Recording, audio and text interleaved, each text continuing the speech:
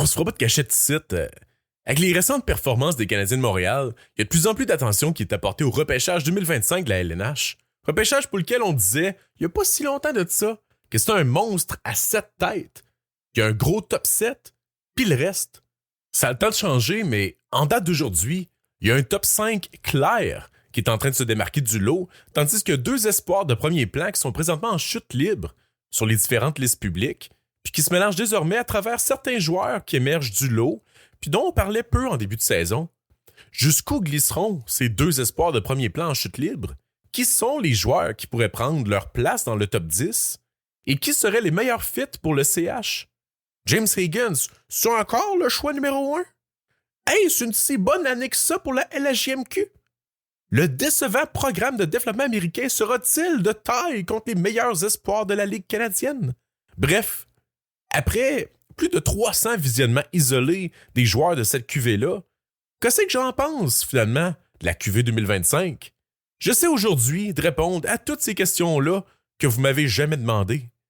Épisode enregistré le 8 novembre 2024, épisode qui va pas vraiment être segmenté, ça va plus être une genre de longue envolée, mais je pense que ça va être fort intéressant si vous vous intéressez au hockey et aux espoirs. Installez-vous confortablement avec un bon café corsé, une photo de Martin Proussec, puis votre paire de nunchaku préféré. Bienvenue au podcast Briser la glace.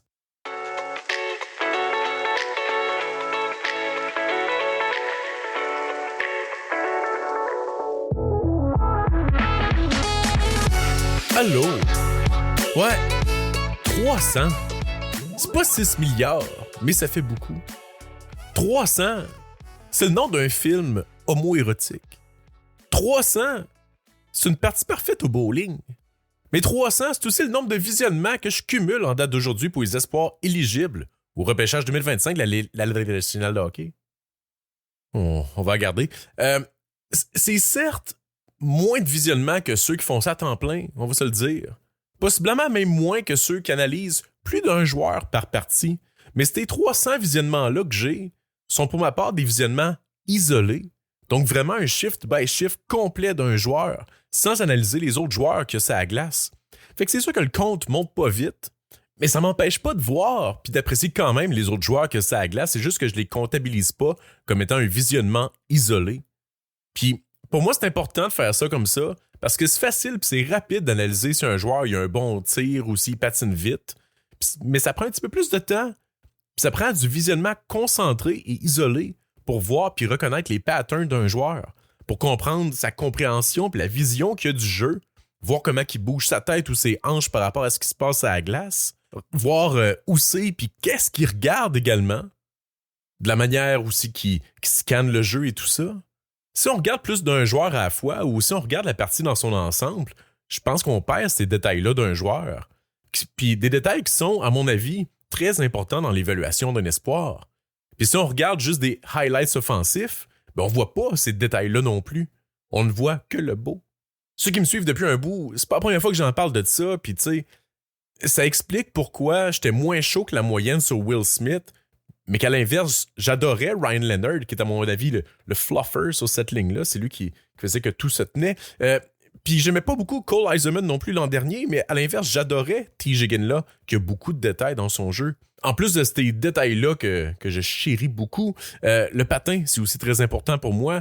Puis un des gros red flags que j'ai, c'est quand un joueur est souvent immobile, autant dans sa zone qu'en zone offensive ou en zone neutre, ce qui explique encore une fois les préférences que je viens de vous énumérer. Puis c'est pas parce que j'aime pas un joueur ou c'est pas mon style de joueur que je reconnais pas qu'il va devenir un NHLer ou un bon NHLer même. T'sais, j'ai toujours vanté l'upside offensif de Will Smith, même si c'était pas mon préféré en tout cas.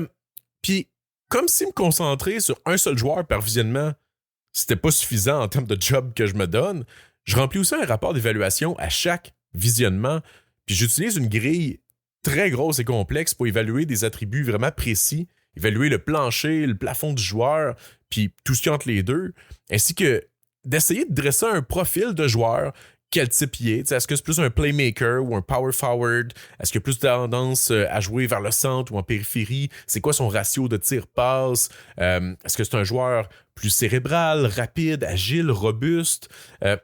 Bref, j'ai une méthodologie peut-être compliquée, mais elle me génère une tonne de data intéressant, entre autres pour tracker l'évolution et la constance d'un joueur dans certains attributs précis. Parce qu'une chose que j'essaie de faire, puis ça peut sembler contre-intuitif, parfois même difficile à faire, c'est que j'essaie de traiter chaque visionnement comme si c'était la toute première fois que je voyais un joueur. Puis j'essaie de laisser de côté mes préjugés favorables puis défavorables envers ce joueur-là pour pas être teinté, puis vraiment voir s'il y a évolution ou dévolution. J'essaie même d'espacer mes visionnements afin d'éviter de me corrompre moi-même. Même si on s'entend, mettons écouter 3 games en ligne d'un même joueur, je pense que ça a beaucoup d'avantages, entre autres pour voir les patterns et tout ça. Mais dans l'optique que j'ai, le but que j'essaie de faire, je pense que c'est pas optimal, puis je pense que, en tout cas, personnellement, je préfère espacer mes visionnements, mais bref. C'est le fun après ça d'aller comparer mes évaluations de game en game, puis voir s'il y a beaucoup de variations. Variations qui pourraient indiquer soit un manque de constance de la part du joueur, une progression, une régression, ou encore indiquer que j'étais mêlé ou fatigué ce jour-là. Est-ce que j'en fais trop? Me complique-je la vie pour rien? Possiblement, mais peut-être que je devrais juste me baser sur mon feeling puis faire une liste là, de temps en temps avec ça, mais j'y prends goût à faire ce que je fais, puis tu sais, c'est pointu comme analyse, mais ça va jamais être aussi pointu que les cheveux du chanteur de Serial Joe dans le clip Mistake. Ou encore les cheveux là, du guitariste de Good Charlotte, là, c'est peut-être un peu moins obscur, puis c'est encore plus pointu même. Fait que ces 300 visionnements isolés-là m'ont permis de sortir un premier top 69 cette année. Pourquoi 69? Vous pensez que c'est parce que j'étais un esti de cochon, mais non! Je voulais faire un top 64 à la base, mais il me restait de l'espace dans ma mise en page pour 5 joueurs de plus, fait que ça a donné de même, 2 années de suite, les hasards de la vie. Désolé si je rate, je viens de manger des hot dogs. La publication de mon top 69 explique aussi pourquoi j'ai créé moins de contenu récemment. En fait, j'ai toutefois sorti une vidéo sur YouTube qui n'est pas dispo en version audio, fait que peut-être vous l'avez manqué. Vidéo dans laquelle je parle des défenseurs droitiers dans cette cuvée. Bref, allez voir ça si c'est pas déjà fait. Fait que c'est ça, dans les dernières semaines, je blitzais pour visionner le plus possible avant l'émission de cette liste. C'est difficile de mixer, voir le plus de joueurs possible avec voir assez de vues de chaque joueur. Puis ça part vite en couille. Quel truc de ouf. Mais bon, j'ai présentement une moyenne de près de 4 visionnements par joueur là, dans mon top 60 à peu près, je crois. Il y en a beaucoup là, qui sont à 5, 6, 7 vues. Fait que je serais même heureux avec ça. Il y en a plusieurs qui sont à 3, qui était mon minimum pour classer les joueurs dans ce range-là. À part, quelques exceptions, là, en fait, des joueurs qui n'ont pas joué 3 matchs cette saison en raison de blessures, notamment Betkowski. Il y a quand même du mouvement dans mon top 69 par rapport à mon classement précédent du mois dernier. C'est normal. Plus je visionne, puis plus tout se place et se précise, puis ça va être de même jusqu'à la fin de l'année, mais aussi, j'ai ajusté certains paramètres dans mon outil d'évaluation, puis j'ai même ajouté d'autres facteurs. Donc, des facteurs, c'est sûr, pour donner un boost aux défenseurs et aux attaquants au profil offensif. Donc, il y a moins peut-être de gars two-way dans la première partie de mon classement. J'ai aussi ajouté une valeur logarithmique pour donner de la valeur à l'âge. Ça aide les joueurs là, nés au mois d'août et septembre principalement. Puis, ça pénalise pas les late, là, je crois pas tant à ça. Puis j'ai ajouté aussi une pondération pour la ligue dans laquelle les joueurs évoluent, mais c'est quand même assez mineur. J'ai pas classé les gardiens comme à mon habitude. Il y a Joshua Ravensburgen qui devrait normalement sortir en première ronde. Jack Ivankovic, possiblement le deuxième meilleur gardien, quoique c'est un gardien assez petit, donc il pourrait peut-être sortir un peu plus tard. Mais personnellement, j'aime aussi bien Ricky Lafleur dans les buts. Un beau cabotin. En tout cas, je les ai pas classés. M'a pas classé. Je connais pas ces gardiens. Puis, anyway, pour moi, les gardiens, tu mets ça sur une liste à part, puis tu vas piger là-dedans si ça te tente. C'est difficile de comparer. Déjà difficile de comparer des attaquants entre eux. Encore plus difficile de comparer des attaquants avec des défenseurs. C'est impossible de comparer des gardiens avec des patineurs, à savoir qui a plus de valeur que qui. Fait que pour moi, c'est une liste à part, mais bon, ça, c'est moi. Et c'est questionnable comme raisonnement. Sinon, plusieurs surprises dans mon top 69. Ou pas. Si vous avez des habitudes du podcast, en fait, il y a peut-être des affaires qui vous surprennent pas là-dedans. Je ne vais pas revenir en détail sur cette liste-là, sur ce top 69. Je vous invite à aller la consulter sur Facebook ou X si ce n'est pas déjà fait. Puis pour vous, j'ai même mis des petites flammes, des petits flocons à côté de certains joueurs, les joueurs qui sont hot ou qui sont cold. Évidemment, le langage universel là, des joueurs de NHL. J'ai aussi pensé mettre des petits marteaux à côté des gros plaqueurs. Bref, ce sera pour une autre fois. Je vais pas aujourd'hui faire le profil complet de ces joueurs-là. On aura en masse le temps d'en parler en cours de saison. Puis mon dernier épisode, même s'il date d'un mois, traitait un peu de ça déjà. Je vous parlais de mon top 32. Fait que si c'est pas déjà fait, je vous invite à aller le réécouter, même si ça a évidemment beaucoup bougé depuis. Mais aujourd'hui, c'est ça. Je vous dresse quand même les grandes lignes de mon top 69 pour ceux ou celles au singulier. J'ai pas beaucoup de femmes qui m'écoutent. Pour ceux et celles qui commencent à s'intéresser à cet encan, il y a pour moi un top 4 qui s'installe. Je sais qu'on parlait initialement d'un top 7, mais pour moi, c'est un top 4 en ce moment. Il y a James Higgins, Porter Martone, Matthew Schaefer et Michael Misa, que j'ai mis dans cet ordre-là également dans mon classement, mais qui peuvent honnêtement être dans n'importe quel ordre. Je vais quand même prendre 2 minutes pour en parler parce que c'est important, puis je pense que c'est des noms dont on va parler beaucoup d'ici la fin de l'année. Higgins demeure pour moi le numéro 1 dans cette cuvée-là. C'est lui qui l'était en début de saison. Il est encore jusqu'à nouvel ordre. Il produit présentement au même rythme que Macklin Celebrini l'an dernier dans la NCAA. Higgins, il a un sens du jeu, une vision, un patin, une capacité à réaliser les jeux à grande vitesse tout simplement élite. Il est certes 5 et 10, peut-être 5 et 11 là, qu'on a vu à certains endroits, mais c'est peut-être le seul facteur qui pourrait ajouter un soupçon de doute dans son classement de numéro 1.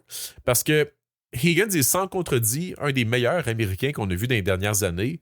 Puis pour moi, une grosse coche au-dessus d'un joueur, mettons comme Will Smith, qui a un profil peut-être comparable.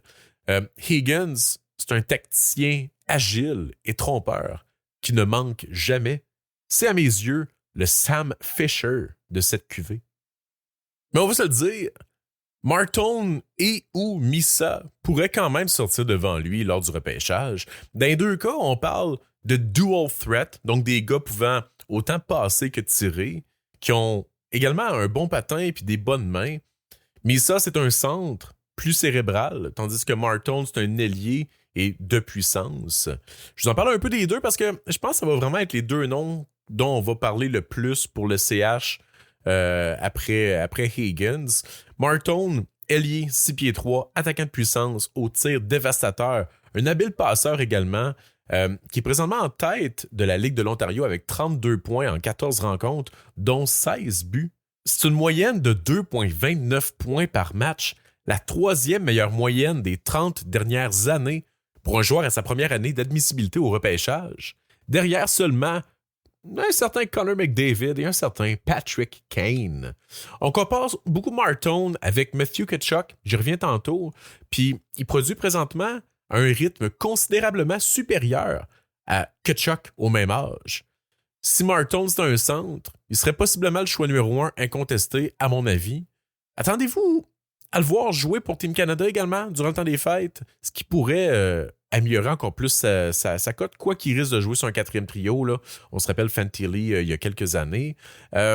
Porter Martone serait pour moi l'addition parfaite pour les Canadiens. Évidemment, ça ne règle pas le problème au centre, à moins que un certain Ivan Demidov évolue au centre. Les habitudes du podcast, vous savez, c'est pas la première fois que j'en parle de ça, puis c'est cocasse parce que Processus ont émis cette même idée ou hypothèse. Donc, on pense pareil, les boys. Demidov au centre, je veux au moins qu'on l'essaye. Puis avec Martone à l'aile, ça serait foubraque. Sinon, si on veut un centre, il y a Michael Misa, centre dynamique de 6 pieds 1. Certes, beaucoup moins robuste là, que Porter Martone, mais qui offre là, c'est ça, un upside offensif tout aussi intéressant.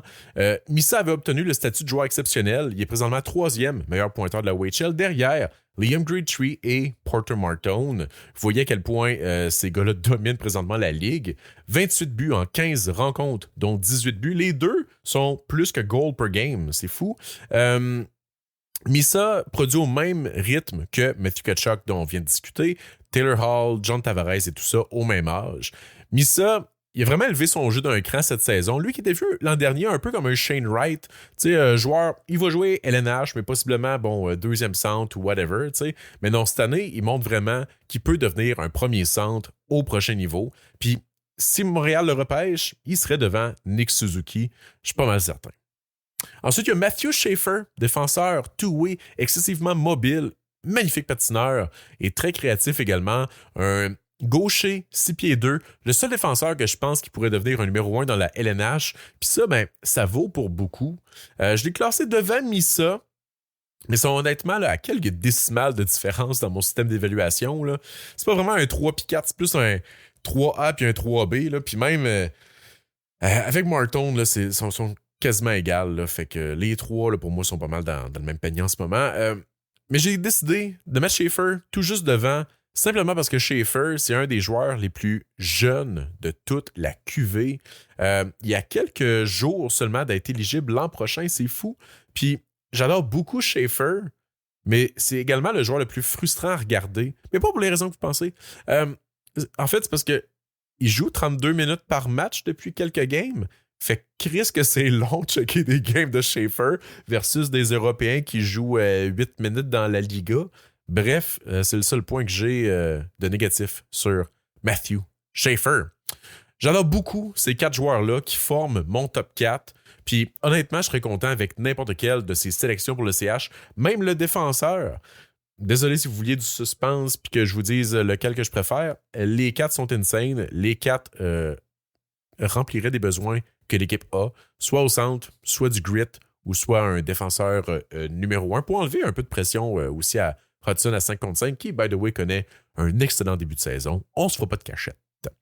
Au 5e rang, j'ai Roger McQueen, que j'ai mis dans un tiers à part, parce que pour moi, il est pas au même niveau que les autres, mais c'est clairement le prochain sur la liste, puis ça fait aucun sens de passer par-dessus pour aller piger les joueurs qu'il y a après. Puis peut-être qu'il pourrait se joindre dans le top 5, mais pour l'instant, il n'est pas là encore. Puis malheureusement pour lui, il est blessé à long terme, fait qu'il ne pourra pas se débattre. McQueen, centre, 6 pieds 5, mais c'est ça qui me déçoit un peu, je dois dire. Un peu d'inconstance, manque de raffinement dans son jeu. Qui avait débuté la saison à Lyon, toutefois, là, on va y donner, mais un très beau projet. Puis c'est sûr qu'il sort tôt, qu'il sort très, très, très, très tôt, à moins que c'est ça, il y ait des doutes sur sa blessure. Ça rappelle le Caden Lindstrom la saison dernière, mais il est sorti tôt quand même. S'ensuit dans mon classement du tiers numéro 3, que pour moi, je pense que c'est quoi une onzaine de joueurs que j'ai classés. Je pense que c'est entre 6 et 16, là, ou 6 et 17. Tous des joueurs que j'aime, du moins pour la plupart, qui devraient demeurer dans mon top 20 pas mal toute la saison. Puis la notion des tiers est pour moi très importante, là, plus que le rang, en fait. J'en reparle plus tard. Là. Mais c'est ça, dans ce tiers-là, on retrouve des joueurs comme Spence 6e, O'Brien 7e, Lakovic 8e. Possiblement les plus hauts que vous les avez vus, parce que normalement, c'est pas eux autres qu'on voit 6 et 7 sur les listes publiques, mais c'est 3 joueurs que j'aimais l'an dernier, que je continue d'aimer, qui ont une belle courbe de progression, qui m'ont pas déçu dans aucun de mes visionnements d'eux. Puis Spence, Lakovic, c'est 2 gros bonhommes qui vont jouer dans la LNH. Là, je veux dire, c'est des gars de 6 pieds 2, 6 pieds 4 qui patinent bien. Puis O'Brien, c'est un des joueurs les plus créatifs de toute la QV. Puis je comprends pas pourquoi on n'en parle pas davantage que ça. Il était même recrue de l'année l'an dernier dans la OHL. Fait que je m'attends à voir O'Brien riser beaucoup. Mais en tout cas, bref, je l'ai 7e. C'est probablement le plus haut qui est sur n'importe quelle liste. Ce tiers-là comprend ensuite d'autres noms qui sont pas des surprises non plus pour personne. Là. Logan Hensler, Caleb Desnoyers, Victor Eklund, puis ainsi que les 2 grosses déceptions en ce début de saison, Anton Frondel et Ivan Ryabkin, les 2 qui étaient vus pour compléter le top 7 en début de saison. Puis, tu sais, Frondel, on le voyait même 3e sur plusieurs listes, dont c'est la liste de McKenzie, je pense qu'il avait 3e. Fait que c'est ça. Je vais prendre quelques minutes pour parler de ces 2 joueurs-là parce que c'est quand même choquant de les voir glisser. Elite Prospects, ils ont mis genre 15e puis 24e, je pense. Là. C'était inattendu. Frondel, je l'ai au 9e rang. Il y a les outils puis le talent. C'est évident, le gars il est très talentueux, mais la production suit pas. Puis il est loin d'être le meilleur joueur de son équipe en ce moment. Fait que ça, c'est quand même alarmant. Puis je dis que la production vient pas. Frondel, en date d'hier, il était au 56e rang de la J20 nationale pour les points par match pour un joueur de 18 ans et moins. 56e pour les joueurs de 18 ans et moins. Dans une ligue U20. C'est pas très bon, là. Puis il est 21e si on prend juste les draft eligibles. Pourquoi on le classe premier de cette ligue-là? En tout cas, c'est fou raide. C'est seulement 7 points en 9 matchs. Il n'est même pas point per game. Puis il joue pour une équipe qui est complètement dingo. À sa défense, toutefois, il revient de quelques blessures back-to-back. Puis il semble avoir de la difficulté à reprendre le beat. Mais puis je dois dire aussi, à sa défense aussi, que le dernier match que j'ai vu de lui il y a quelques jours, c'était beaucoup mieux. Il joue à l'aile, il joue pas au centre. Peut-être que ça lui va mieux. Peut-être que c'est ça la chaise qui se doit prendre. Puis si c'est le cas, ben, malheureusement pour lui, il devient un peu moins intéressant que s'il jouait au centre. Mais bon, présentement, c'est ça. 9e rang pour Frondel. Puis c'est ça, je l'aurais fait descendre plus que ça, honnêtement. C'est juste que j'ai encore espoir qu'il va débloquer. Je lui ai donné un petit peu de grâce. Puis ensuite, j'ai Ivan Ryabkin au 15e rang. Puis lui, honnêtement, j'y retiens également la laisse pour pas qu'il glisse davantage, mais j'y ai donné un petit peu moins de grâce que pour Frondel, parce que Ryabkin a aucune raison de ne pas produire en ce moment. Il n'a pas été en mesure de produire dans la MHL, qui est la Ligue junior de Russie, qui est un niveau quand même très faible. Je pense qu'il a bluffé en disant vouloir s'en venir en USHL. Je pense que c'était un levier de négociation pour être promu dans la VHL. Il a obtenu sa promotion, mais il est invisible. Cette saison, en 13 parties dans les 2 ligues ensemble, il cumule 0 but. Il a toutefois 8 passes en 9 matchs en MHL. Pour le Dynamo, qui est une bonne équipe, mais c'est ça, il n'est même pas point per game dans la MHL. C'est inacceptable. Puis aussi, il a été mesuré à 5 et 11. C'est sous la barre psychologique du 6 pieds, donc je pense que ça peut lui faire perdre des points. Fait que c'est ça, les outils sont là. Tu sais, je l'aimais beaucoup l'an dernier. C'est pourquoi je retiens encore sa chute. J'ai espoir que ça débloque. Mais je l'ai fait passer derrière les Desnoyers et compagnie. Parce qu'en ce moment, il n'y a aucune justification pour sélectionner Ryabkin avant Caleb Desnoyers puis ces gars-là. Pas avec le niveau d'intensité qu'il apporte et le niveau de détermination qu'il y a dans son jeu. Ce 3e tiers-là comprend également 2 de mes chouchous que j'ai encore monté un petit peu. Jackson Smith au 13e rang, Braden Coots au 14e rang. Tout juste devant Ryabkin. Je disais lors du dernier épisode que Coots avait peut-être un upside offensif limité, puis je pense que c'est faux. Je reviens sur mes propres dires. Puis c'est pourquoi qu'il grimpe sur ma liste. Coots a, bon, évidemment, une des plus belles énergies du draft. C'est vrai, il vole beaucoup de rondelles, son anticipation est super bonne, voire même élite. Il est intense, mais il y a eu des flashs de playmaking, honnêtement, qui frôlent le élite. Puis c'est ce qui me laisse croire que c'est un possible sleeper cette saison. Il n'y a pas une production à tout casser, 15 points en 17 parties, mais il joue pour les pauvres Thunderbirds de Seattle qui ont une fiche de 5 victoires puis 12 défaites. Et puis c'est le pire différentiel de but de toute la Ligue de l'Ouest, moins 30. Fait que c'est normal que Coots ne produise pas, il est tout seul dans cette équipe-là. Mais c'est ça, je pense que c'est un gros sleeper. Gardez un œil dessus. Je pense qu'il y a plus d'upside offensif qu'on croit. Ensuite, il y a un autre tiers. Un set de joueurs que j'aime bien encore une fois, mais qui manque là, peut-être un petit quelque chose avant de s'imposer comme étant un choix top 20. Il y a entre autres Carter Bear au 17e rang. Un autre de mes joueurs favoris. Un genre de T. Ginlum avec moins d'upside offensif. Là, c'est ce que je disais je pense au dernier épisode. Puis je maintiens ça. Bear, ou comme que je dis quand je le vois, Can I pet that dog? Can I pet that dog? Justin Carbonneau suit ensuite au 18e rang. Justin, pour qui j'ai des questions autour de peut-être son sens du jeu. Mais je le garde haut parce que Carbonneau a définitivement le gabarit, le patin et le lancer pour jouer dans la LNH. Reste à voir s'il y a la vitesse d'analyse puis l'anticipation pour devenir un NHLer à temps plein. Je pense que je l'ai quand même plus haut que sur certaines listes. Mais ça, ce 18e rang, ça me semble totalement justifié pour Justin Carbonneau. Puis comme que je dis, il y a les outils pour attirer le regard des équipes de la LNH et être une sélection en première ronde. Au 19e rang, j'ai aussi ajouté à dernière seconde Luca Romano. peut-être. Je pense pas que c'est un feu de paille. J'en reparle tantôt, mais 10 points à ses 4 dernières games.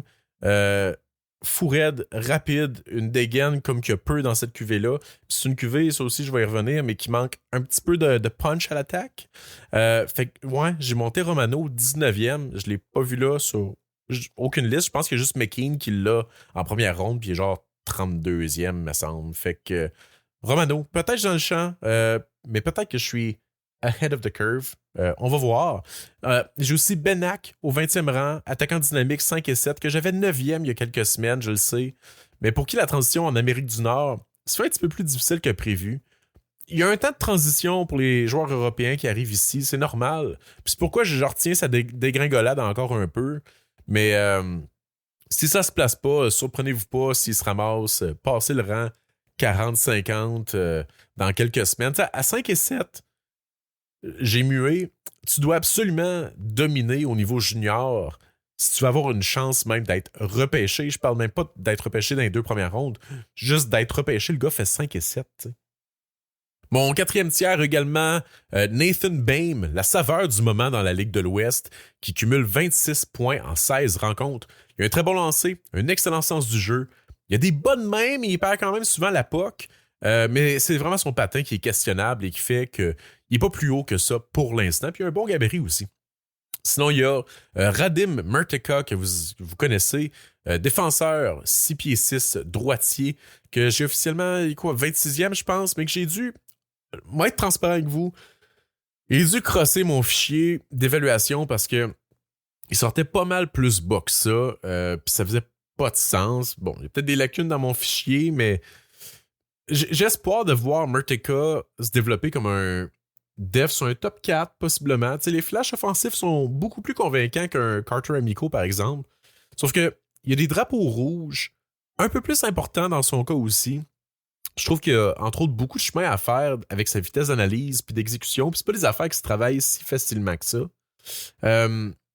Ça passe en U20, mais quand il joue contre des messieurs en Tchéquie, c'est vraiment tough. Puis tu sais, évidemment, une liste des projections, fait que j'essaie de faire fi de ça. Ça reste un jeune qui joue contre des messieurs, c'est sûr que c'est plus rapide.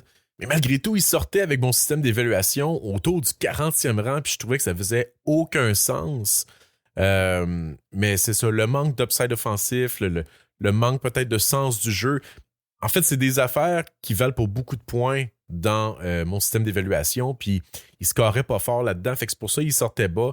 Même chose pour Amico, puis dans les 2 cas, j'ai dû crosser mon fichier pour les monter. Fait que j'ai monté Merteka autour, là, je pense, du 25e, 26e rang. Fait qu'on va voir si c'est ça. S'il faut que je continue dans ce sens-là aussi. Mon premier feeling était le bon, mais we'll see. Ce tiers-là comprend aussi un des plus gros risers, Cameron Reed. Coéquipier justement de Romano, que je vous disais qui est rendu 19e out of the blue. Cameron Reed, défenseur gaucher de 6 pieds, qui cumule 19 points en 16 parties dans la OHL. S'il maintient ce rythme de production-là, il va devenir seulement le 11e défenseur des 20 dernières années à avoir été point per game dans la OHL à sa saison de repêchage, avec des noms comme Parek, Evan Bouchard, Dickinson et compagnie. Puis comment je sais ça? Mais c'est parce que je suis abonné à Elite Prospects Premium. Donc, j'ai accès aux filtres avancés sur leur site. C'est vraiment utile pour les stat geeks comme moi. Puis en plus, cet abonnement-là, ça donne accès à leurs éditoriaux sur EP Rinkside qui sont vraiment bons. Ça donne accès au classement consolidé du repêchage, qui est un outil vraiment, vraiment utile. Également à leur guide du repêchage. Puis aussi aux game logs des joueurs, que je me sers également beaucoup. Fait que si tu t'abonnes à Elite Prospects Premium avec mon code promo BLG30, tu obtiens 30% de rabais sur ton abonnement annuel. Elite Prospects Premium, feat BLG30. BLG30, merci. Fait que Cameron Reed, fou raide offensivement, les hot dogs viennent de passer. Contrairement à certains joueurs qui avaient une production similaire au même âge, Reed, il est excellent two-way malgré son gabarit. C'est beaucoup meilleur que les Parek, Evan Bouchard et compagnie. En fait, lors de mon premier visionnement de Cameron Reed, il y avait principalement des missions défensives en première, deuxième période. Il jouait sur le piqué. Puis je suis en train de le classer comme étant un très bon défenseur défensif, mais petit format. Puis je tiens à rappeler qu'il était classé à 5 et 11 il y a peut-être une semaine ou deux de ça. Il vient de pogner le 6 pieds. Mais c'est ça. En troisième période, je pense, il s'est mis à monter la POC d'un bout à l'autre de la patinoire comme Lane Hudson. Puis j'ai eu à gueule à terre. Surveillez-le honnêtement, Cameron Reed. J'ai rechecké 2 games de lui encore aujourd'hui parce que c'est vraiment un plaisir à regarder. Je m'attends de le voir commencer à percer des top 20, voire même des top 15 d'ici janvier. C'est à mon avis un des meilleurs puck moving D de toute la QV. Point barre. Sinon, dans mon 5e tiers, position 25 à 35, là, j'ai pas parlé de tous les joueurs, là, évidemment. Là. Je parle des risers et des fallers. Principalement, le 5e tiers, c'est un ramassis là, de 4 profils de joueurs. Là, je vous dirais, il y a beaucoup de joueurs two-way avec un plancher élevé mais un plafond plus bas. Il y a également des risers potentiels ou des cartes cachées.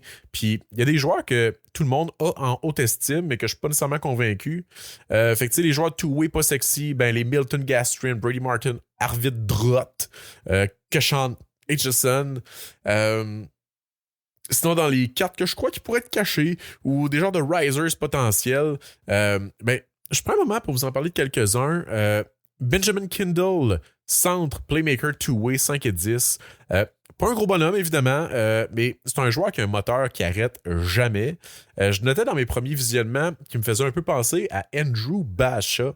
Fait qu'à suivre. Profil que moi, j'aimais beaucoup l'an dernier, qui est sorti en 2e ronde. On va voir. Évidemment, Eddie Genborg, dont je vous ai parlé déjà à maintes reprises. Je ne vais pas revenir dessus. That's what she said. Il y a aussi David Bedkowski, que je vous parlerai pas non plus parce que j'en parle dans ma vidéo des défenseurs droitiers. Fait qu'allez écouter ça. Mais je veux vous parler toutefois de Mikkel Eriksen. En tout cas, attaquant 5 et 11, norvégien, qui joue en Suède, mais qui n'a pas le profil de joueur scandinave de périphérie que je déteste, by the way. Eriksen, 5 et 11, mais il frappe tout ce qui bouge. Un de mes visionnements de lui, justement, cette semaine, je pense que son premier chiffre, il a fait 4 hits. Ça n'a pas rapport, tu sais. Évidemment, il plaque avec une force questionnable. Il fait toujours bien juste 5 et 11, mais on salue l'effort. Il a un incroyable patin. Il a de très bonnes mains, des mains vraiment rapides. Puis il semble quand même être un bon fabricant de jeux, sauf que c'est ça, la production n'a rien d'exceptionnel en ce moment. Mais surtout, puis ça c'est une des raisons pourquoi je l'aime tant, c'est qu'il est à 2 jours d'être éligible en 2026. C'est probablement le plus jeune de toute la QV. Fait est-ce qu'il va grandir encore un peu? Tu sais, mettons là, qu'il gagne 1 pouce ou 2 encore. Avec la violence qu'il a dedans de lui, s'il devient plus gros, plus fort, il va vraiment être tannant. Puis est-ce qu'il va se mettre à dominer offensivement, justement, en fin de saison, justement, mais qui est progressé un petit peu plus? Fait que, bref, j'y crois beaucoup. Je sais pas s'il va être encore dans ma première ronde quand je vais sortir un prochain classement, mais je le mets là pour l'instant. Je pense que ça va être un riser potentiel, mais peut-être pas aussi, mais mettez ça sur un bout de papier. Mikkel Eriksen. Puis dans ce même tiers-là, il y a quelques noms que, moi, être honnête avec vous, un peu comme Merteca, j'ai dû crosser mon système d'évaluation pour y monter un peu, parce qu'il sortait plus bas, puis je trouvais que ça n'avait pas de bon sens. Il y a Cole Reshny, attaquant dynamique 5 et 10, il est excellent, j'aime son caractère. Mais c'est ça, c'est bizarre, là c'est moi qui ai manqué de constance, mais il perdait des points à cause de son gabarit. Fait que je l'ai remonté parce que je trouvais ça injuste de le pénaliser, alors que des gars comme Kindle puis Schmidt sont quelques rangs devant lui, tu sais. Fait que c'est ça, je sais pas pourquoi je l'avais aussi bas, parce que c'est un joueur que j'aime, puis en plus il fait 187 livres. C'est un des plus trapus de ces petits joueurs-là. C'est le Honey Boubou du draft, là. Fait que Reshny, je l'aime, là. Fait que désolé si j'ai dû crosser un peu Cole pour te montrer. Carter Amico, défenseur stay at home, 6 pieds 5, droitier. Mais honnêtement, l'apport offensif est vraiment décevant.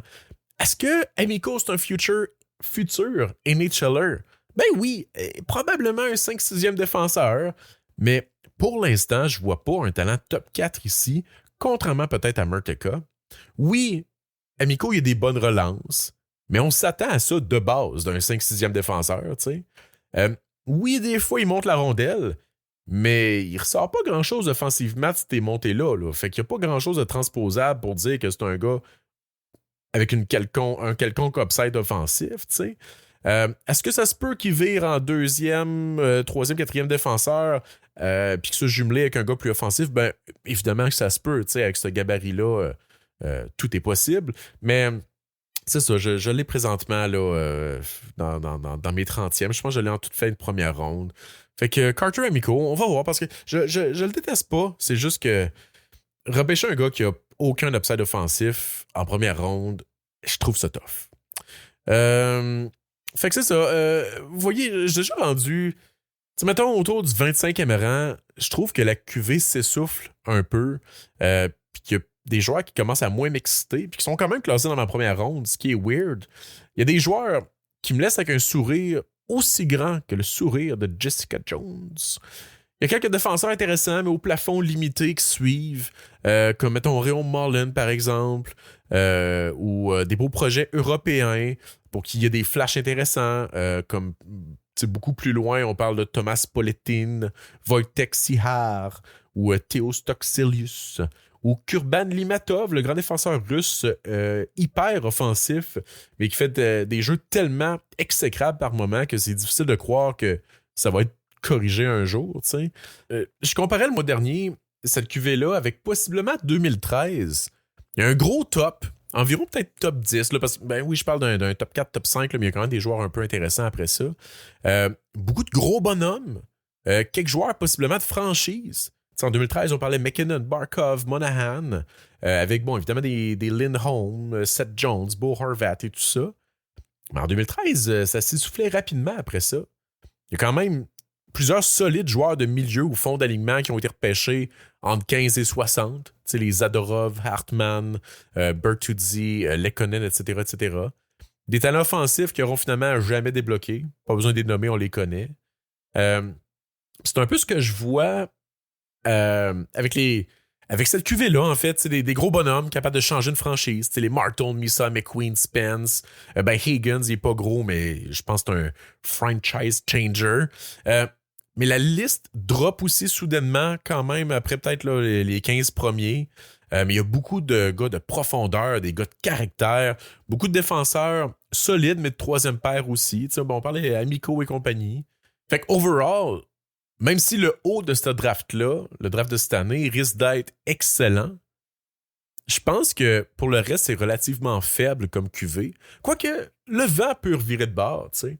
Parce qu'il faut dire que il y a plusieurs bons espoirs qui sont pénalisés en raison de leur gabarit, puis que, bon, ces gars-là pourraient jouer à LNH parce qu'ils ont beaucoup de talent. Je pense à Colin Potter, 5 et 9, LJ Mooney, 5 et 6, qui est d'ailleurs le cousin de Logan Cooley. Luka Radivojevic, 5 et 10, un défenseur. Si ces gars-là percent parce qu'ils ont tout le talent du monde, ça pourrait redorer justement cette QV-là. Mais il y a d'autres facteurs qui expliquent cela, ou du moins la perception qu'on a en ce moment. En fait, c'est une QV excessivement décevante pour la Russie et la Finlande. Vous aurez peut-être remarqué, j'ai aucun Finlandais dans mon top 80. En fait, j'ai Westergaard pas mal dans ce range-là, mais j'en ai pas dans mon top 80. Niveau russe, les Agafonov, Karimov, Limatov, Fomin sont quand même des gros cas de boom or bust, puis on peut inclure là, Ryabkin également là-dedans. Au niveau des espoirs suédois, il y en a plusieurs qui déçoivent aussi, sans parler de Frondel, que bon, je ne jette pas la serviette encore. Il y a quand même Victor Klingsel, 5 et 10, qui dominait au Linka cet été, mais qui a été très, très invisible dans mes visionnements de lui cette année, puis qui n'est même pas point per game dans la J20, comme Frondel. Évidemment, Jacob Izvosniak, l'attaquant de 6 pieds 3 que je voyais comme un candidat top 10 cet été, il est présentement 47e sur ma liste, puis on va vous dire un petit secret, lui aussi j'ai dû crosser mon classement pour limiter sa chute parce que mon système d'évaluation le classait genre 58e, je pense. J'ai 6 visionnements de lui, puis ils ont tous été décevants, sans exception. Je suis peut-être tombé sur les 6 pires games de sa saison, mais honnêtement, ça me laisse sur ma faim. Le talent, il existe vraiment dans le cas de Izvosniak, mais son manque d'intensité et d'impact sur le jeu est déconcrissant par moment. Puis, pour moi, le plus gros facteur de ce manque d'excitation-là que j'ai passé la fin de la première ronde, ben, c'est en raison du programme de développement américain qui présente une des pires formations qu'on a vues depuis longtemps, possiblement une des pires ever. Une équipe qui a pas de leader offensif en ce moment, une équipe grosse, certes, mais qui manque de vitesse puis d'intensité. J'ai juste 2 joueurs du NTDP dans mon top 32, ce qui est rare, et aucun dans mon top 20. J'ai Jack Murtagh au 22e rang et Ben Keevan au 25e rang. Keevan, d'ailleurs, qui vient tout juste de joindre l'équipe, ça fait quoi, une semaine environ de ça, ou 2 semaines. Même Carter Amico, il n'est plus dans ma première ronde, je l'ai 35e présentement, je viens de checker. William Moore, encore une grosse déception pour moi. Lui, pourtant, qui était vu comme un espoir de premier plan, je l'ai 43e. Puis, je vais vous dire un secret, Moore, c'est un autre pour qui j'ai dû donner une poussée dans le dos dans mon classement parce que je l'avais plus autour du 50e rang si je ne l'avais pas aidé. Moore, centre de 6 pieds 2, qu'on voit encore dans plusieurs top 15, mais je pense que c'est tous des top 15 qui ne sont plus à jour. Je m'attends à ne plus voir Moore dans aucun top 25, voire top 30, voire sur top 30, top 32, c'est quasiment la même chose. Bref, je m'attends à voir Moore glisser de plus en plus. Évidemment, très talentueux, mais il pèse pas sur le champignon en ce moment. Il a souvent les pieds dans le ciment. Il regarde le jeu se dérouler. Puis offensivement, on ne parle que de petits flashs. Mais si ça débloque, il va remonter. Il va remonter Moore. La saison est jeune, surtout pour le NTDP. Mais présentement, j'ai de la misère à dire que c'est un talent même de 2e ronde dans ce cas-ci. Ensuite, Conrad Fundrick aussi, que j'avais 24e le mois dernier. Attaquant dynamique de 5 et 11, beau patineur, belles habiletés. Mais lui aussi, il n'y a rien qui débloque offensivement. Il est habile, mais il crée peu de choses, à part des beaux flashs individuels. Mais c'est ça. Ce qui lui a fait mal, c'est que récemment, j'ai vu une partie de lui qui m'a complètement turned off. Il était désengagé complètement du jeu. Puis c'est ça, il a baissé, je pense qu'il est rendu dans mes 50. Également Charlie Threataway, défenseur robuste de 6 pieds 1 que je pensais aimer en début de saison, mais j'ai beaucoup d'incertitudes autour de son jeu puis de sa rapidité d'analyse puis sa capacité à jouer lorsqu'il y a de la pression par l'échec avant adverse. J'en parle plus en détail dans ma vidéo sur les défenseurs droitiers, si vous voulez l'entendre. Lui aussi, là, je l'ai dans ces ranges-là. 44e, je crois. J'ai LJ Mooney à la toute fin de mon classement. Juste à cause de son gabarit de 5 et 6, là, en fait. Là, il est, à mon avis, de loin le meilleur joueur, ou du moins le joueur le plus talentueux de cette équipe-là. Mais il est petit, puis il est blessé à long terme. D'ailleurs, j'ai mis une petite croix à côté pour dire qu'il n'a quasiment pas joué cette saison, mais c'est pas vrai. En fait, j'ai mis une croix parce qu'il était blessé, puis j'ai changé la description, mais j'ai pas enlevé la croix. Mooney est blessé, mais il a quand même joué 7 matchs, fait que c'est ça. J'ai pas des visionnements limités sur lui. Ensuite, Andrew O'Neill, là, que joueur surveillé, je crois, 6 pieds 1, excellent patineur, bon moteur, mais lui aussi, la production vient pas. Mais bon, O'Neill, s'il y en a un pour qui j'ai un peu espoir, c'est bien lui. Au moins, il essaye, Batèche. Puis quand je parle de Andrew O'Neill, c'est important, faites pas la même erreur que moi. Je parle du joueur du NTDP et non l'humoriste métalleux non-binaire. Vous checkerez ça sur Instagram. Il y a aussi Cole McKinney, que vous avez peut-être vu dans certains classements, que certains avaient même en première ronde. Moi, il n'est même pas dans mon top 80. Il y a William Horkoff, le fils de l'autre, qui est un des joueurs que j'ai classé le plus bas. Je pense qu'il est 99e. 6 pieds 4, mais patin épouvantable. Là. Je pense pas que c'est rattrapable. Peut-être, mais on ressortira cet extrait-là dans 10 ans. C'est ça, puis Maceo Phillips, là, un peu la même histoire. Le défenseur de 6 pieds 5, mais qui apporte pas grand-chose. Il est gros, il est fort. On dirait le Warden dans le film Ricky O. Allez voir ça sur YouTube si vous connaissez pas ça, puis remerciez-moi plus tard. D'ailleurs, il y a un 2 secondes dans la mutation du Warden, où c'est qu'il ressemble à Bibi, de Bibi et Geneviève. Vous checkerez ça. Fait que, bref, année catastrophique pour le NTDP, qui va passer, on va se le dire, dans le Meat Grinder. Un peu comme le Warden dans Ricky O. Désolé pour le spoiler. Mais c'est ça, il y a des années comme ça arrive. Je pense que le NTDP cette année juste parce que il y a plusieurs joueurs qui ont fait le saut en NCAA déjà, soit par choix, comme Colin Potter, ou d'autres par obligation, parce qu'ils sont nés en 2006. Parce que le NTDP joue des compétitions internationales, donc ils ne peuvent pas avoir de late dans leur équipe. Donc, cette année de joueurs nés en 2006, ce n'est que des 2007. Donc, on parle ici James Higgins et Logan Hensler qui ont fait le saut forcé dans la NCAA. Juste avec ces deux noms-là, l'équipe aura un portrait complètement différent. Potter, que j'ai nommé, Dakodario Marlin également, Shane Vensaghi, qui était aussi avec le programme l'année dernière et qui ont fait le saut déjà. Fait qu'au final, les Américains se retrouvent avec une équipe lente, des défenseurs incapables de relancer l'attaque lorsqu'ils sont mis sous pression, puis des attaquants que je trouve lâches en échec avant. Définitivement pas l'équipe de rêve pour le programme qui va affronter dans quelques semaines les meilleurs joueurs de la Ligue canadienne de hockey, donc une sélection des meilleurs joueurs de la OHL, WHL et LHJMQ. Fait qu'on a hâte de voir ça, un challenge fort attendu. Puis la différence, c'est important de le noter, je pense qu'on n'a pas assez mis l'accent là-dessus. La différence avec le tournoi U18, parce que vous allez me dire, c'est quoi la différence avec le tournoi U18? C'est que les joueurs late ont le droit de participer à ce challenge-là. Fait que ça va être la seule chance cette année qu'on va avoir de voir Martone, Spence, Lakovic, Bear, Carbonneau, Aitchison jouer justement contre le NTDP parce qu'on ne les verra pas au printemps dans le tournoi U18. Puis au cas où vous l'auriez manqué, je vous liste l'alignement justement de cette équipe canadienne-là. En fait, qui n'est pas des Canadiens, mais bien des joueurs de la Ligue canadienne. Il y a une nuance. Puis, juste pour spicer ça, je vous le présente, mais sous forme des trios que moi je ferais avec les joueurs qui ont été sélectionnés, évidemment. Premier trio, moi, ça serait super simple. Spence, Misa, Martone. Les trois jouent à leur position naturelle. Trois gars qui ont de l'expérience. Spence Martone sont habitués de jouer ensemble. Ils sont habitués de jouer ensemble sur la scène internationale également. Ils ont même joué ensemble au Showcase l'été dernier. T'es mis avec Misa au centre. C'est génial. Et Martone joue avec le frère de Misa, d'ailleurs, présentement à Brampton. Deuxième ligne, je mettrais Lakovic, O'Brien et Schmidt.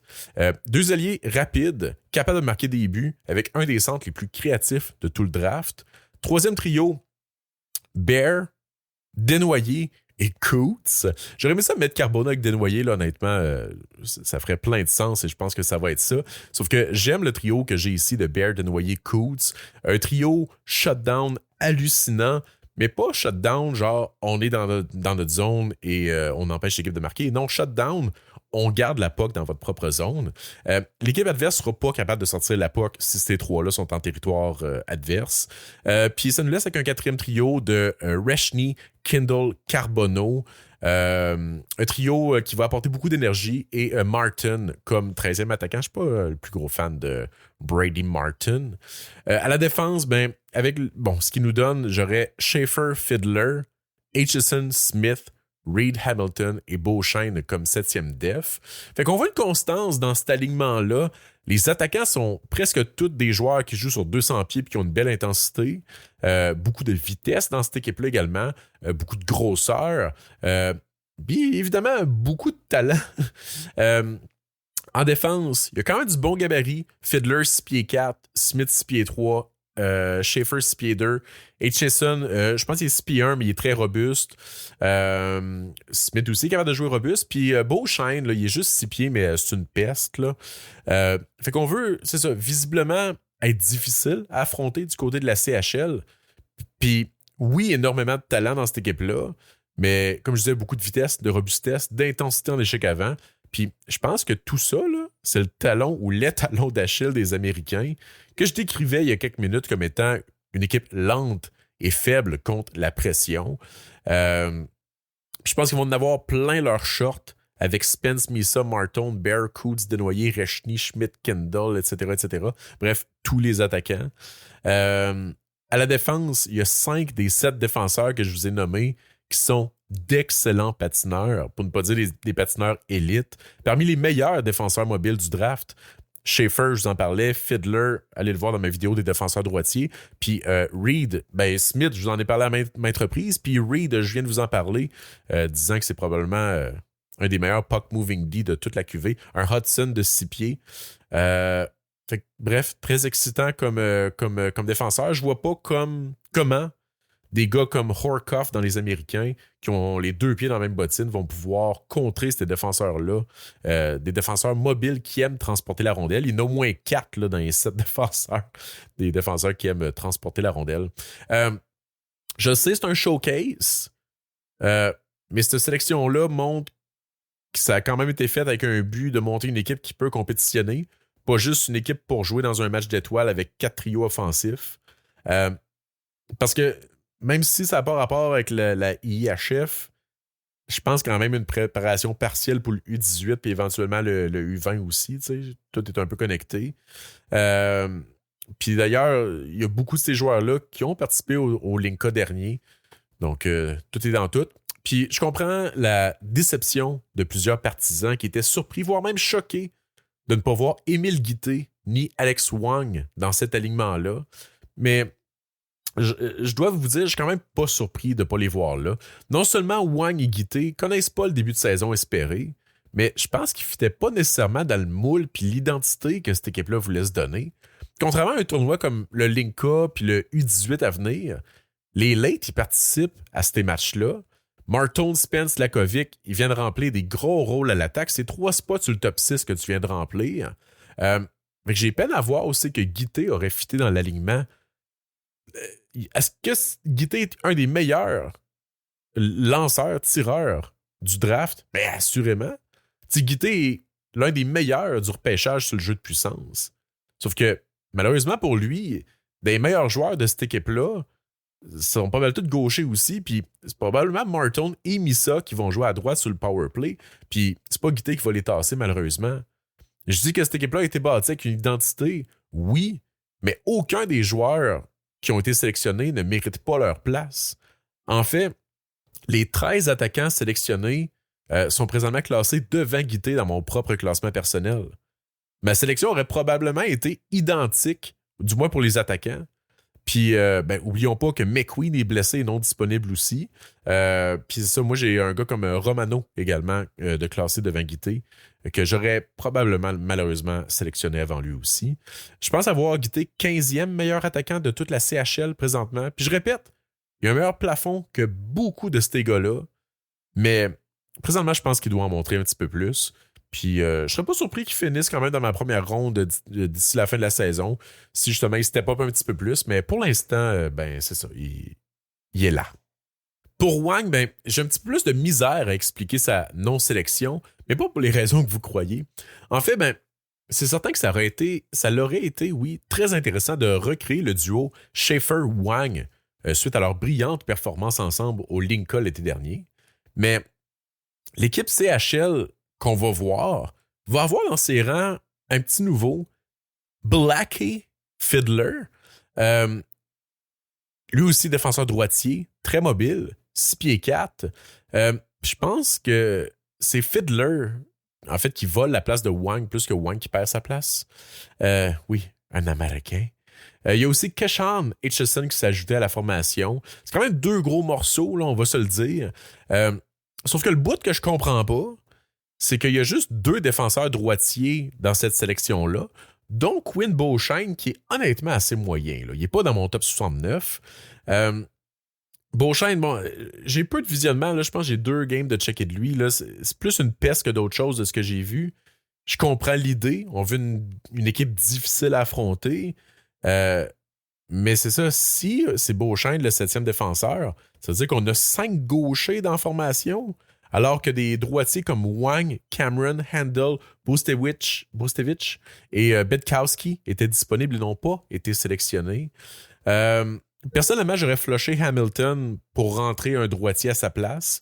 Puis j'aurais flushé Beauchesne aussi pour un autre droitier, pour avoir 3 droitiers, 3 gauchers. Formation du genre Schaefer Fiddler, Smith Bustevich, Aitchison Cameron, avec Cameron Reed qu'on peut insérer au besoin. En fait, Smith Bustevich serait excellent. Bustevich, il joue présentement avec Dickinson à London. Fait qu'il est habitué de compenser pour un défenseur qui se porte beaucoup à l'attaque. Puis c'est ce que Smith fait. Bustevich, il est solide défensivement. Puis il est capable aussi de contribuer offensivement. HSN avec Cameron, ben, c'est deux défenseurs intenses, capables de supporter l'attaque eux aussi. À la place de Cameron, il y a peut-être Bitkowski ou Handel qui aurait été une belle option aussi ici. Mais bon, bref. Puis bon, j'ai Cameron Reed comme 7e défenseur. Le plus petit du lot, fait que peut-être le plus à risque à 5 contre 5, mais que tu peux sortir là, soit sur la deuxième vague là, du jeu de puissance ou si tu as besoin d'attaque, parce que c'est ça, il est excessivement mobile. Mais bref, moi je serais plus allé avec une défense comme ça, mais ça c'est moi. Est-ce que c'est décevant de voir juste 2 représentants de la LHJMQ alors qu'on parle d'une grosse année pour la Q? Ben, assurément que c'est décevant, puis même si c'est vrai que c'est une belle année pour le Québec, je pense que ça serait une erreur de juste regarder ce qui se fait ici. Parce que c'est une année qui est exceptionnelle pour la WHL, avec les Martin, Misa, Schaefer et tout ça. Puis c'est une année qui est très, très, très profonde pour la WHL aussi. Tu sais, j'ai 10 joueurs de la WHL puis 11 joueurs de la OHL présentement classés devant Wang puis Guité, qui sont pas mal dans le même range. Puis j'ai seulement 2 joueurs de la Q devant eux, Carbonneau puis Desnoyers. Fait que tu sais, même un gars comme Nathan Bame, 6 pieds 2, 6e meilleur pointeur de la WHL, a été ignoré de cette sélection-là. Je parlais j'allais dire Rocco Magnotta, non, Romano, qui est en feu présentement dans la OHL, hyper talentueux. Lui aussi a été ignoré. Fait que des oubliés, il y en a dans toutes les ligues. La LHJMQ ne fait malheureusement pas exception. C'est juste plate qu'on aura juste 2 représentants. Mais comme j'expliquais, moi, basé sur ma liste, la sélection fait du sens. Sauf que c'est sûr que si on regarde une liste qui est déjà plus à jour parce qu'elle date d'un mois et demi, ben on se dit que ces gars-là mériteraient d'être là. Mais la réalité, c'est qu'il y a eu des gros risers dans la WHL et OHL dans les dernières semaines. Puis c'est des gars qui ont déjà d'expérience avec Team Canada aussi, tu sais. Fait que, tu sais, je comprends l'argument de dire que Guité et Wang ont joué dans le Linka. Mais la plupart des gars qui sont sélectionnés aussi ont joué dans le Linka. Donc, bref. Ceci étant dit, vous allez voir Guité et Wang au U18. Pas de panique. Ça, j'en suis pas mal convaincu. Justement à cause de leur expérience avec Team Canada. Puis, ben c'est ça. Il y a des late qui seront pas là, comme j'expliquais tantôt, qui viennent libérer des spots. Des spots, oui, pas des splots. Puis Blackie, Fiddler, c'est un Américain. Il sera pas là, lui non plus. Présentement, j'ai Wang Guité en dehors de ma première ronde. Comme je disais, je persiste à croire qu'il s'agit d'une excellente cuvée pour la LHJMQ. Les deux ont un excellent potentiel offensif. Dans une cuvée qui manque de talent passé le 15e ou 20e rang, comme je disais tantôt, qui manque de punch offensif, beaucoup de gars two-way, de gars fiables. Mais de l'upside offensif, il en manque un peu. Puis je pense que la porte est grande ouverte pour Wang et Guité, justement, de dépasser ces joueurs-là de type plancher élevé.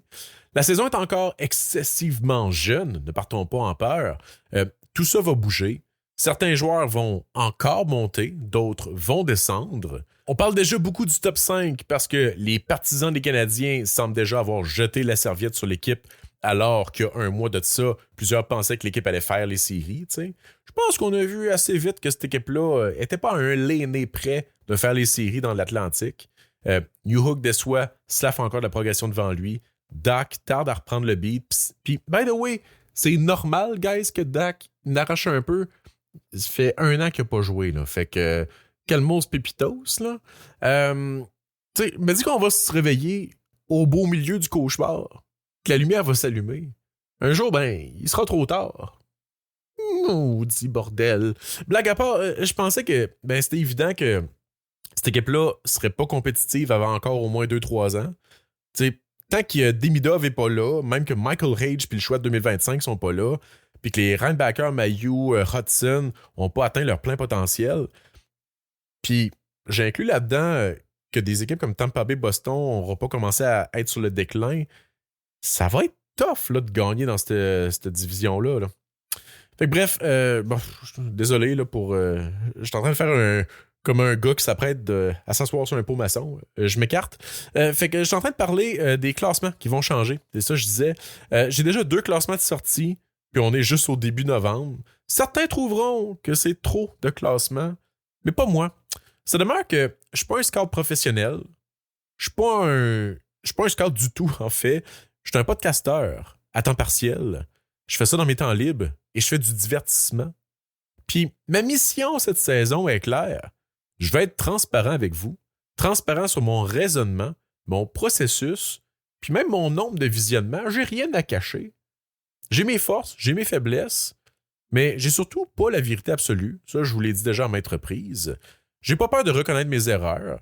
Puis, j'ai pas peur de passer pour une girouette si jamais je change mon fusil d'épaule à propos d'un joueur en cours de saison. Je veux m'améliorer là-dedans et j'ai envie d'avoir ces discussions-là aussi avec vous. Je pense qu'on apprend tous là-dedans. Évidemment, le danger de sortir des listes trop tôt, c'est que ça vieillisse mal. Parce que veut pas, il reste encore beaucoup de hockey devant nous. Puis on a des visionnements limités encore en date d'aujourd'hui. T'sais, même si je voulais voir 50 games de Porter Martone, ben, il y en a juste joué une quinzaine en ce moment. Fait que ça serait pas possible. Puis je pense que c'est cette peur-là qu'une liste vieillisse mal qui fait qu'il y a plusieurs analystes ou scouts qui attendent plus tard en saison pour sortir le classement. Il y en a même qui sortent qu'une seule liste. Puis je comprends ça. Plus t'attends, plus ta liste est précise. C'est normal. Puis la mienne aussi, ma dernière liste, ça va être la meilleure. Mais dans l'optique que je veux qu'on fasse ce parcours-là ensemble, je trouve ça important de sortir des classements, disons, une fois par mois, puis de vous tenir à jour sur mes raisonnements, mes observations, pourquoi je monte ou descends tel joueur. Au pire, j'aurais été dans le champ. Je préfère monter un joueur un mois, puis le mois prochain, de leur avoir descendu parce que ça avait été un feu de paille ou parce que j'étais sous quand je l'ai regardé. Mais dans le meilleur des cas, j'aurais été à l'avant de la courbe, comme ce fut le cas pour Lakovic, Smith, Bear, Coots, pour qui j'ai été dans les premiers à les classer aussi haut.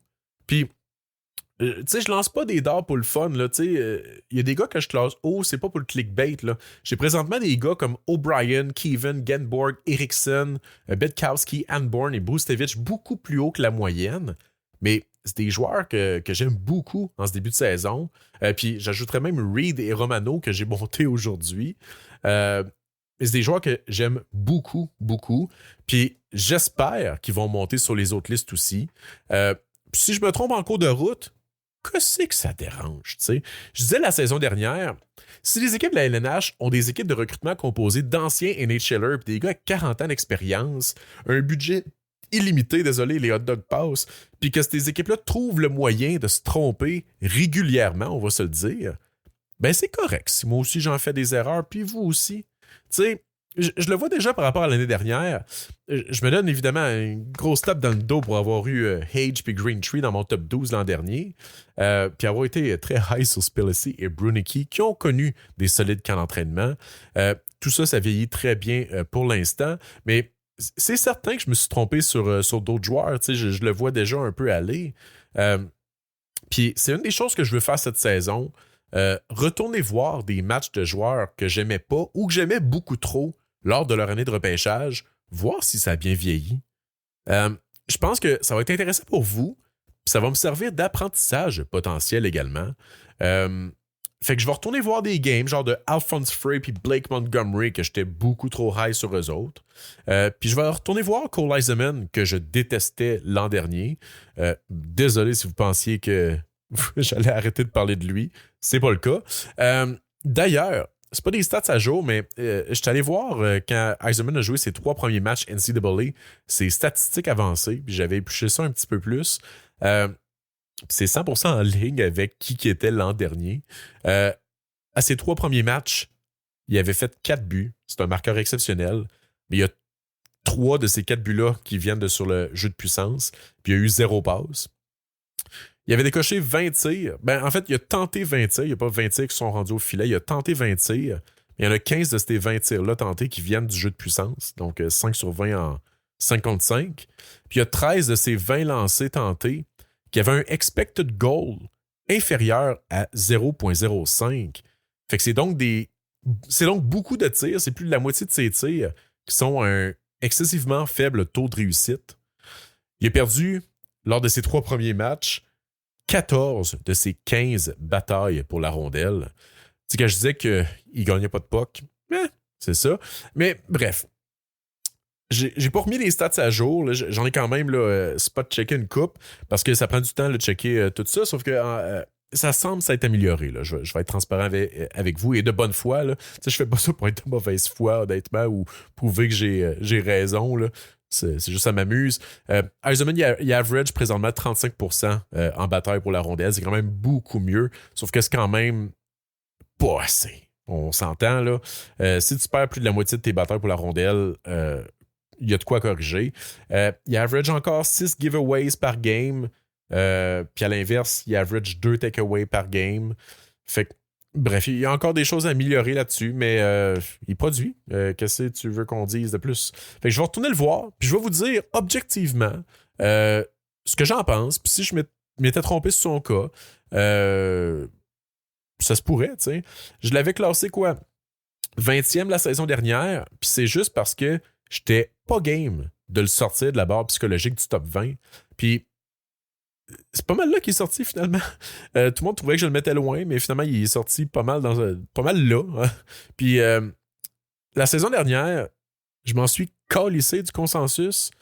Puis à la fin, j'ai décidé de faire mes propres listes sans regarder les autres listes. Puis cette année, ça va pas être différent. Puis je vous invite à faire de même. Fuck le consensus. On va se faire des t-shirts. Si je m'étais écouté, j'aurais encore plus droppé Yzerman la saison dernière. J'aime Ardien de son jeu. Je reconnais son lancer élite, je reconnais son potentiel, je l'ai toujours dit, mais c'est pas mon style de joueur, c'est tout. Il est trop unidimensionnel, puis cette mise en contexte-là est importante. C'est pas que je pense qu'il sera pas bon, c'est juste moi, c'est pas le genre de joueur que je voudrais dans ma formation. J'aime les travaillants qui anticipent bien la game. J'aime pas les cas de Boomer Bust également. Fait qu'Yzerman cochait peu de cases qui me plaisent. Mais le problème, c'est que, mettons que je classe Yzerman 30e la saison dernière, mais j'ouvre la porte à, bon, évidemment, oui, me le faire remettre sous le nez dans 5 ans si ça vieillit mal, mais ça, c'est tel que tel. Mais surtout, faire accuser de juste vouloir du clickbait en me décollant autant du consensus. Puis, honnêtement, ça n'aurait pas été ça mon intention. Je pense que j'ai assez parlé d'Yzerman l'an dernier pour que vous sachiez que je l'aimais vraiment pas. Puis même en l'ayant 20e, je me sens sale et malhonnête envers moi-même parce que dans mon cœur, il méritait d'être encore plus loin que ça. Puis en toute transparence, ben, j'en parlais tantôt, Murtica, Amico, Moore, Izvozniak, il a fallu que je les pousse pour me coller un petit peu plus au consensus. Mais si c'était juste de moi, il aurait été un petit peu plus bas que ça. Il y a Murtica, là, en tout cas, je suis pas d'accord avec mon propre système d'évaluation. Murtica mérite d'être en première ronde, mais Amico, Moore, Izvozniak, pour moi, ne méritent pas d'être en première ronde présentement. En espérant que ça débloque super pour eux, toutefois, on a besoin de gros espoirs dans cette cuvée. Puis, pour Yzerman, ben, je serais très surpris de voir, en fait, très intéressé, je devrais dire, de voir combien d'équipes l'avaient très loin dans leur liste. En fait, combien loin les équipes l'avaient dans la liste, je devrais dire. Parce que je suis certain que si on avait ce genre d'informations-là, on reverrait complètement notre façon de classer des joueurs, puis on verrait beaucoup moins de consensus. Parce que là, le consensus, c'est dangereux parce que tout le monde essaie de s'y coller, puis ben, ça fait du contenu beige qui se ressemble tout, tu sais. Le problème, c'est qu'avec le genre de joueur comme Yzerman, pour qui le résultat, ben, c'est tout ou rien, c'est quand on va faire un redraft dans 15 ans, ça va soit être un choix qui aurait dû être top 10, voire top 5, ou un choix qu'on va se dire qu'il n'aurait jamais dû sortir avant la deuxième ronde. Je pense pas qu'il y a d'entre-deux pour ce genre de joueur-là. Puis, tu sais, s'il ne devient pas un gars de 30 buts minimum, ça va être un projet échoué. Puis, parce que je serais très surpris qu'il se réinvente en solide joueur two-way de bottom six si jamais ça marche pas offensivement, tu sais. Puis même à 20-25 buts, ben, il est mieux de contribuer autrement à la glace dans la LNH d'aujourd'hui parce qu'il va rapidement se retrouver au banc. Fait que c'est ça. Ça fait presque pas de sens, je pense, de le classer 20e comme je l'avais fait. Classe le 3e ou mets-le no draft parce que je pense pas qu'il y a d'entre-deux. J'exagère, évidemment. Partez pas en peur avec ça. Vous comprenez l'idée. Soit high sur lui ou soit extrêmement low. Mais je pense pas qu'il y a d'entre-deux pour ce type de joueur-là. Comme Crystal en 2023. Puis cette année, ben, il y a plusieurs cas de même, genre Benak. Évidemment, raisons différentes, mais Benak va soit être une machine dans la LNH, ou soit qu'on le verra jamais, tu sais. Je parle de redraft dans 15 ans, mais c'est pas nécessairement avec cette optique-là. Je pense qu'on doit bâtir une liste de repêchage. J'ai déjà expliqué à maintes reprises que, premièrement, un mock draft puis une liste, c'est deux choses complètement différentes. Je l'ai déjà dit, puis je vais leur dire à chaque fois parce que, il y en a qui comprennent peut-être pas ce concept-là.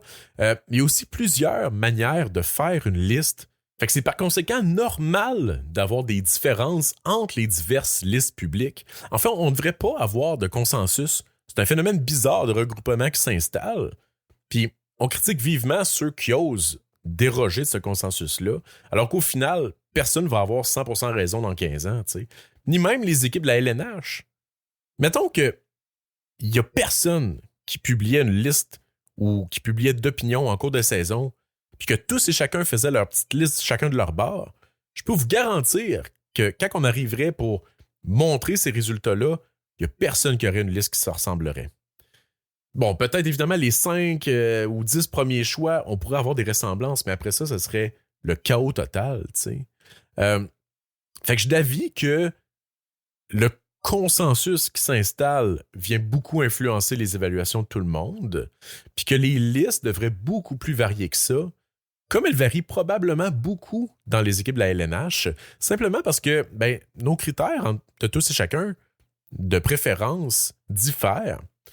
Entre autres, l'importance qu'on accorde au plafond versus au plancher, l'importance qu'on apporte au gabarit, mais d'abord et avant tout, notre tolérance au risque. Puis, c'est ma faible tolérance au risque qui fait en sorte que j'étais et je suis encore prudent avec Yzerman, et même avec Hudson, je m'en cache pas. Puis, c'est pourquoi je vais encore être prudent sur d'autres joueurs unidimensionnels ou au plus petit gabarit dans les repêchages à venir. Évidemment, des fois, ça vieillit bien, des fois, ça vieillit mal, tu sais. Mais je pense que le modèle que j'utilise fait en sorte que mes listes sont plus bâties dans une optique de certitude de repêcher un NHLer plutôt que de viser le home run à tout prix. C'est pourquoi, passer peut-être le 15e ou 20e rang, on commence généralement à voir des gars plus complets dans mes listes. L'an dernier, c'était le cas et cette année, ça semble s'enligner pour ça aussi. Sauf que, nuance qui est importante à apporter, qui est peut-être contre-intuitive, ma liste là, que je vous publie, qui est vraiment une projection à long terme, indique pas nécessairement l'ordre dans lequel moi je repêcherais les joueurs. Je m'explique. Évidemment, la mentalité, puis dans une certaine mesure, les besoins de l'équipe pour qui je repêcherais viendraient influencer mes décisions. Mais, même si j'essaie autant que possible de faire une liste avec ma tête et non avec mon cœur, c'est évidemment différent lorsque vient le temps de repêcher. Exemple très simple. J'ai présentement James Higgins premier sur ma liste et Porter Martone deuxième. Mais je peux pas garantir que je serais pas tenté par Porter Martone si je repêchais premier demain matin. Je comprends aussi l'idée de repêcher, entre guillemets, le meilleur joueur disponible. C'est un concept parfaitement logique. Tu repêches le meilleur. Easy enough, right?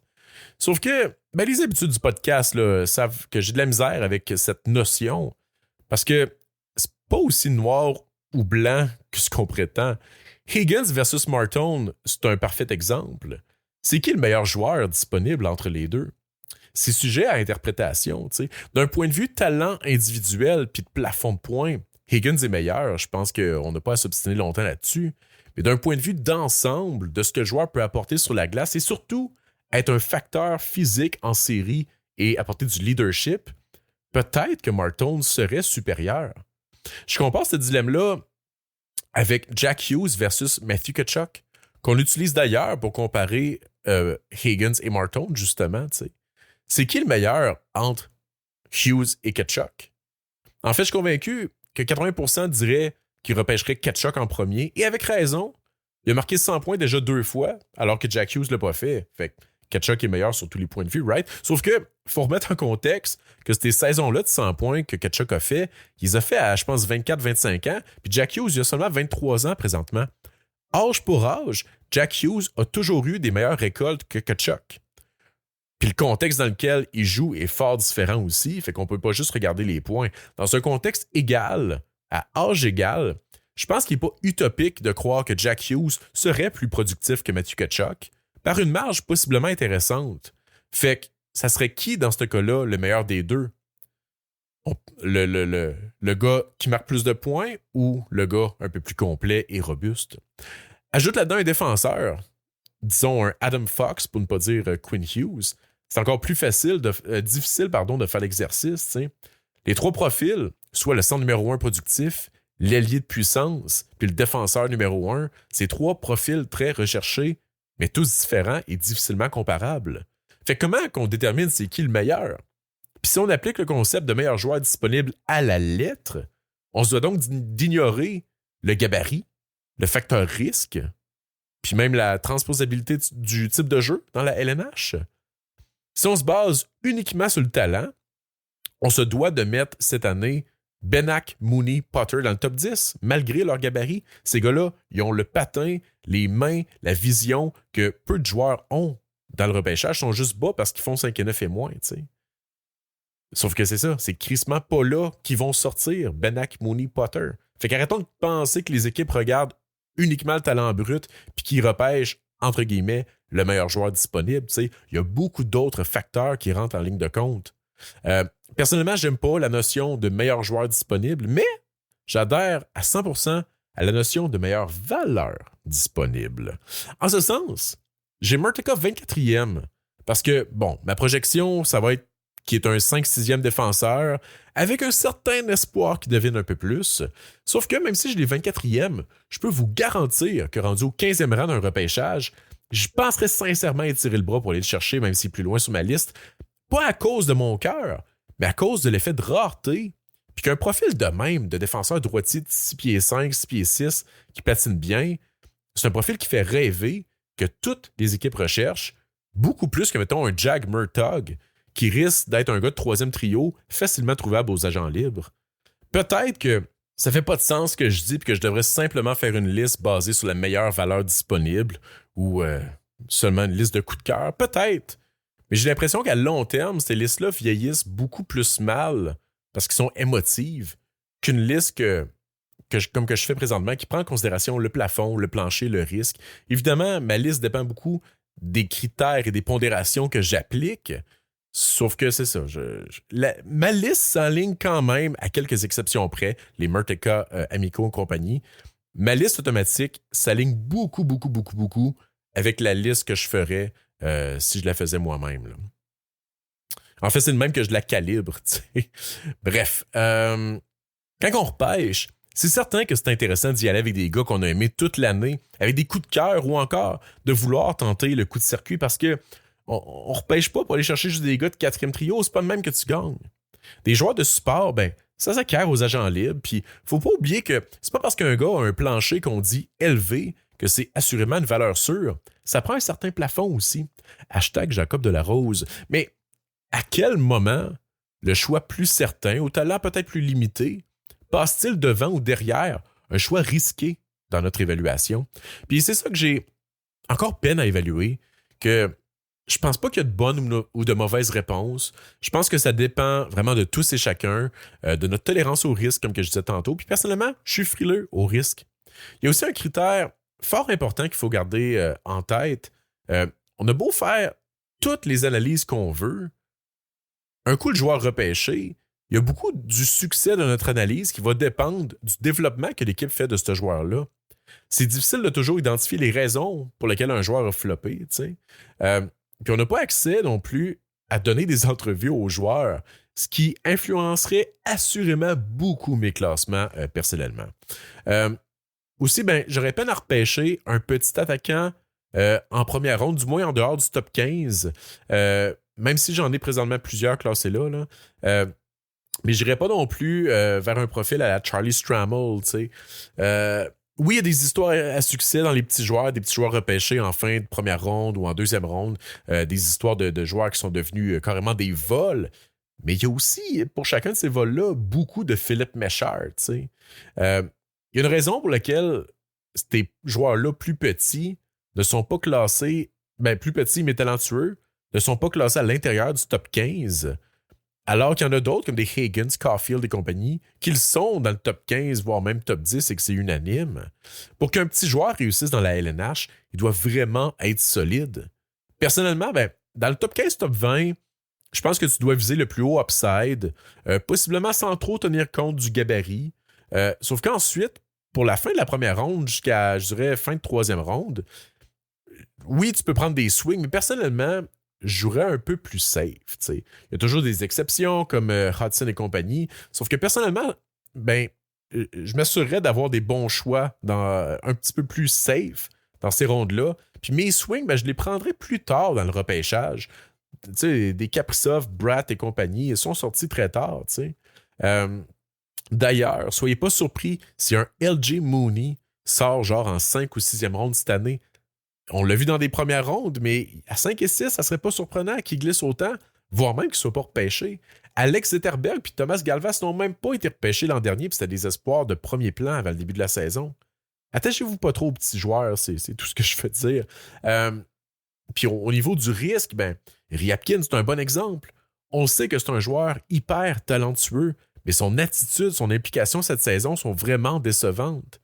Il remplit pas les attentes. Si on se base juste sur le talent, est-ce qu'on repêche Ryabkin top 10? Il y a un talent top 10, assurément.